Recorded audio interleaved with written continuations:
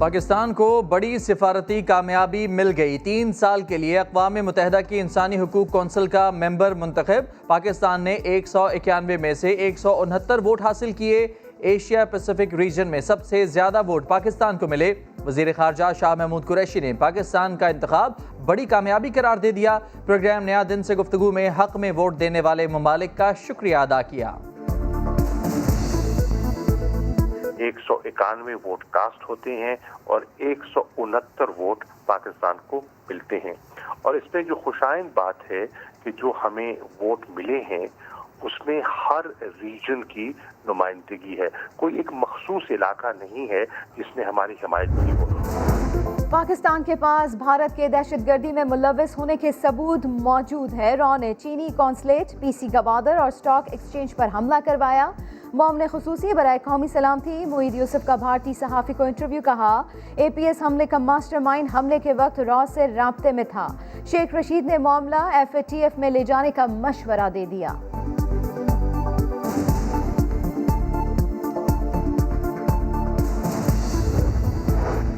اڑتالیس گھنٹے کی ڈیڈ لائن گزر گئی، مولانا عادل کے قاتلوں کو گرفتار نہ کیا جا سکا۔ کراچی علماء کمیٹی نے جمعے کو ملک گیر ہڑتال کا اعلان کر دیا۔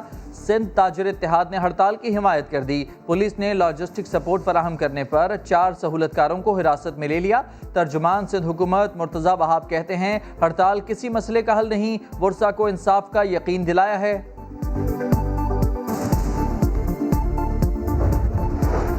منی لانڈرنگ ریفرنس احتساب عدالت نے شہباز شریف کی بیٹی رابعہ عمران کو اشتہاری قرار دینے کی کارروائی شروع کر دی۔ عدالت کا کارروائی کے اشتہارات آویزہ کرنے کا حکم۔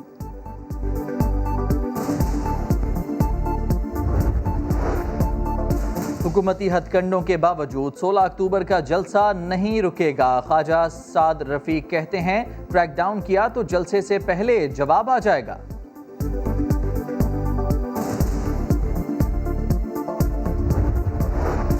مہنگائی قابو میں لانا ہوگی، ہنگامی ایکشن کی ضرورت ہے۔ وفاقی کابینہ اجلاس میں بحث، شیخ رشید نے مہنگائی کو حکومت کا سب سے بڑا دشمن قرار دے دیا، کہا دوائیں مہنگی کرنے سے لوگوں کی باتیں سننا پڑتی ہیں۔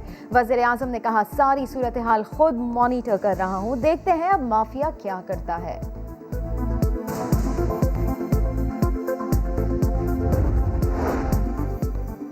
ملک میں جعلی کرنسی نوٹوں کی بھرمار، گونج پارلیمنٹ میں بھی پہنچ گئی۔ سینٹ کی قائمہ کمیٹی خزانہ کے اجلاس میں محسن عزیز نے ہزار روپے کے اصلی جیسے جعلی کرنسی نوٹ بطور ثبوت پیش کر دیے۔ اسٹیٹ بینک اور ایف آئی اے سے دھندے میں ملوث عناصر کے خلاف کارروائی کا مطالبہ کر دیا۔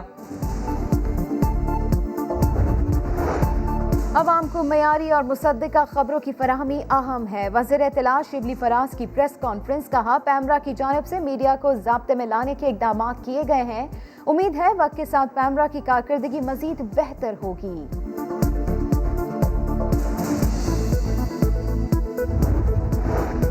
وزیر اعلیٰ بلوچستان جام کمال کورونا کا شکار ہو گئے۔ ٹویٹر پیغام میں تصدیق، لکھا تمام سیاسی سرگرمیاں ترک کر دی ہیں، خود کو گھر میں کوارنٹائن کر لیا ہے۔ پاکستان میں 24 گھنٹوں میں کورونا سے 615 متاثر، 14 مریض جان سے گئے۔ ملک بھر میں ایکٹیو کیسز 8782 ہیں۔ سیکرٹری پرائمری ہیلتھ کیپٹن عثمان نے نیا دن میں خبردار کر دیا، پنجاب میں کیسز بڑھے تو سکولز، شادی ہالز، مارکیٹیں سب بند کرنا پڑیں گی۔ ویکسین آنے تک ایس او پیز کے ساتھ زندگی گزارنا ہوگی۔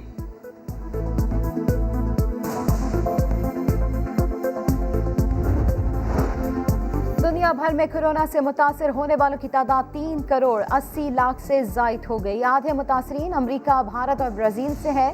24 گھنٹوں میں سب سے زیادہ 63,000 مریض بھارت سے رپورٹ ہوئے۔ برطانیہ، روس اور فرانس میں بھی کیسز کی تعداد میں مسلسل اضافہ جاری۔ امریکہ کے صدارتی انتخابات آخری مرحلے میں داخل، ڈیموکریٹ امیدوار جو بائیڈن کو ریپبلکن امیدوار ڈونلڈ ٹرمپ پر 17 پوائنٹس کی برتری ہے۔ صحت، معیشت اور نسلی تعلقات کے معاملات میں بائیڈن کی پالیسیاں زیادہ پسند کی جا رہی ہیں۔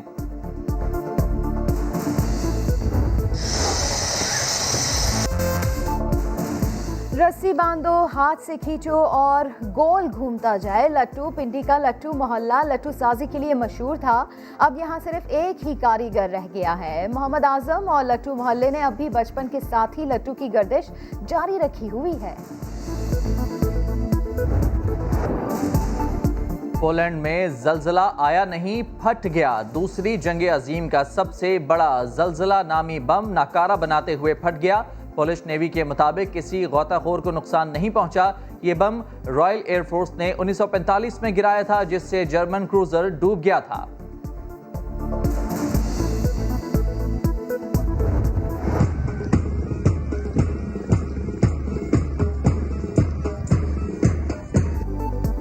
हाफिजाबाद में जाबाज फोर्स की 42 रोज़ा ट्रेनिंग मुकम्मल। जाबाज फोर्स की 66 रुकनी दस्ते ने ट्रेनिंग हासिल की। एहलकारों को first aid, firing, self defence और दीगर महारतें सिखाई गईं।